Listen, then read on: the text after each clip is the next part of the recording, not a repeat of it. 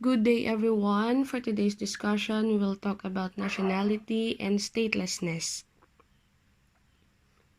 First, nationality. So, what is nationality? It is a membership in a political community with its concomitant rights and duties. A person's nationality is where they are legal citizen, usually in the country where they were born. Next is the determination of a person's nationality. First, it is for each state to determine under its own law who are its own nationals. This law shall be recognized by other states insofar as it is consistent with international convention, international customs, and the principle of law generally recognized with regards to nationality. Any question as to whether a person possesses the nationality of a particular state shall be determined in accordance with the law of that state.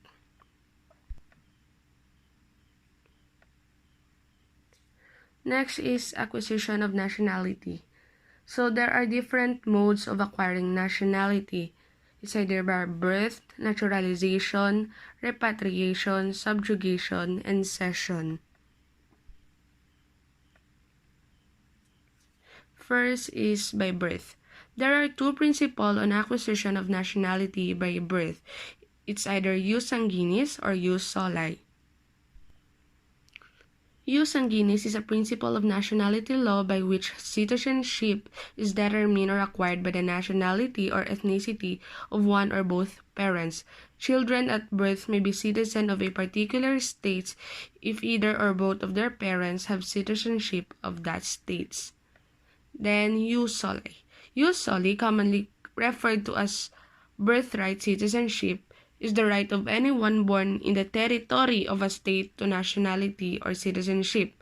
Jus soli was part of the English common law, in contrast to jus sanguinis, which derives from the Roman law that influenced the civil law system of mainland Europe.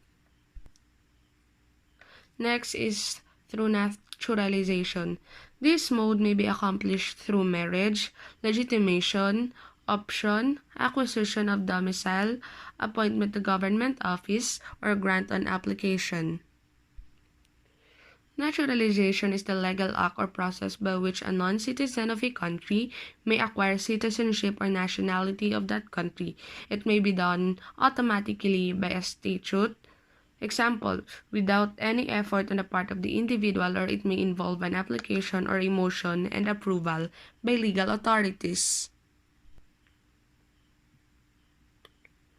There is no obligation on the part of the state of his nationality to recognize a person's newly acquired nationality. Next is repatriation. It is a recovery of nationality by individuals who were natural-born citizens of a state but who had lost their nationality. Repatriation is the recovery of original citizenship. If what was lost was naturalized citizenship, then that is what will be reacquired. If natural-born citizenship was lost, then natural-born citizenship will be reacquired. Technically, it is not acquiring citizenship as a person, but it is merely retaking what was once yours. Next is subjugation. It is when a state is defeated and its territory is annexed, its nationals become subjects of the winning state. Subjugation is when a state is defeated or conquered, all the citizens acquire the nationality of the conquering state. Next is cession. When a state cedes its territory to another state, the people found in the ceded territory become subjects of the accepting states. Cession is when a state has been ceded in another state or by another state, all the people of the territory acquire nationality of the state in which their territory has been merged.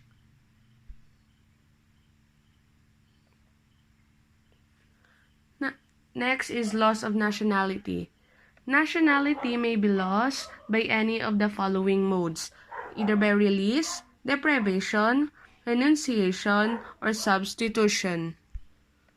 Example of loss of nationality by release is when Germany gives its citizens the right to ask for release from their nationality. While on deprivation, example, Philippines, which deprives its citizens of nationality upon entry into the military service of another state. Third is renunciation, exemplified in CA or Commonwealth Act number 63, or an act providing for the ways in which Philippine citizenship may be lost or reacquired. Lastly is the substitution, such as what happened when the former nationality is lost ipso facto by naturalization abroad. Ipso facto is a contractual provision that allows one party to the contract to terminate or modify the operation of the contract upon the occurrence of a specified insolvency-related event. Next is multiple nationality. It's a person may find himself possessed of more than one nationality because of the concurrent application to him of the municipal laws of two or more states claiming him as their national. This may arise by the concurrent application of the principle of jus sanguinis and jus soli, naturalization without renunciation of the original nationality, legitimation, or legislative action. Multiple citizenship is a legal status in which a person is concurrently regarded as a national or citizen of more than one country under the laws of those countries. Conceptually, citizenship is focused on the internal political life of the country, and nationality is a matter of international dealings. Next is policy in the Philippines. Dual allegiance of citizens is inimical to the national interest and shall be dealt with by law. This is Section 5, Article 4 of the Philippine Constitution. Next is resolution of conflicts in multiple nationality cases. The 1930 Hague Convention on the Conflict of Nationality laws provide the following solutions to multiple nationality cases. A person having two or more nationalities may be regarded as its national by each of the states whose nationality he possesses, and a state may not give diplomatic protection to one of its national against a state whose nationality that person possesses. If a person has more than one nationality, he shall, within a third state, be treated as if he had only one. The third state shall recognize exclusive either the nationality of the state in which he is habitually and principally resident, or the nationality of the state which he appear in fact to be most closely connected. This is known as the principle of effective nationality or genuine link theory. Next, if a person without any voluntary act of his own possesses double nationality, he may renounce one of them with the permission of the state whose nationality he wishes to surrender, and subject to the laws of the state concerned. Such permission shall not be refused if that person has his habitual residence abroad.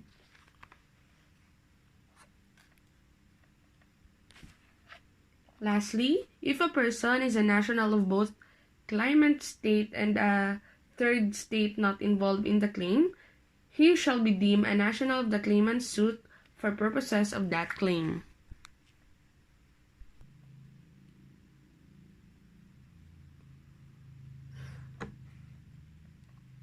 Next is corporate nationality. Corporations are nationals of the state where they are incorporated. Thus, it is the state where they are incorporated who can bring their claims before an international tribunal, regardless of the nationality of the stockholders and the percentage of shares they own. Next is Philippines law on citizenship. According to Article 4 of the 1987 Philippine Constitution, the following are considered Filipino citizens: those who are citizens of the Philippines at the time of the adoption of the Constitution, those whose father or mother are citizens of the Philippines,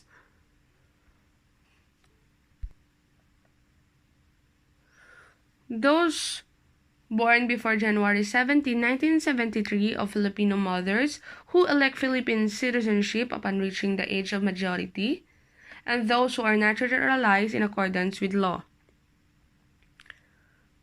Next is the effect of marriage to a foreigner. Citizens of the Philippines who marry aliens shall retain their citizenship unless by their act or omission they are deemed under the law to have renounced it. Next is statelessness. Statelessness is the status of having no nationality as a consequence of being born without any nationality or as a result of deprivation or loss of nationality. A stateless person is a person who is not considered a national of any state under operation of its law. Statelessness occurs for many different reasons. A person may lose his or her nationality and is not able to acquire a new one because of extended stay abroad or because of marriage or dissolution of marriage to a person of a different nationality. Situation of statelessness involving a large number of persons in a particular society may arise in a number of different circumstances. Government may change their nationality laws and deny certain groups of nationality under the new law in order to marginalize them or to facilitate their expulsion from the state's territory. The transfer of new states may leave thousands of people stateless or with disputed claims of citizenship. Next is Convention relating to the status of stateless person.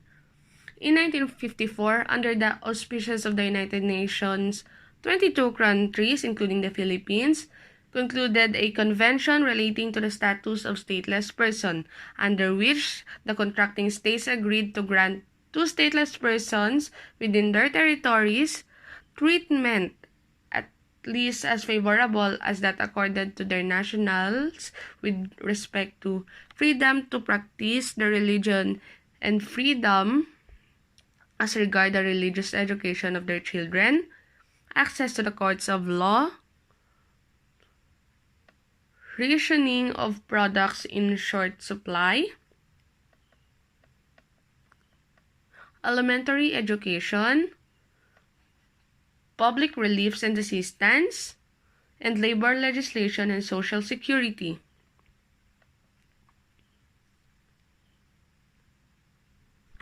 In that convention, the contracting states also agreed to accord stateless persons lawfully staying in their territory treatment as favorable as possible, and in any event, not less favorable than that accorded to aliens generally in the same circumstances, relative to acquisition of movable and immovable property, right of association in non-political and non-profit-making association and trade unions,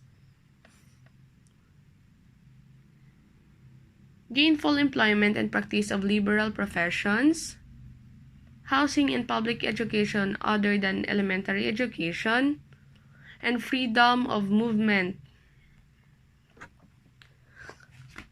So thank you for listening. God bless everyone.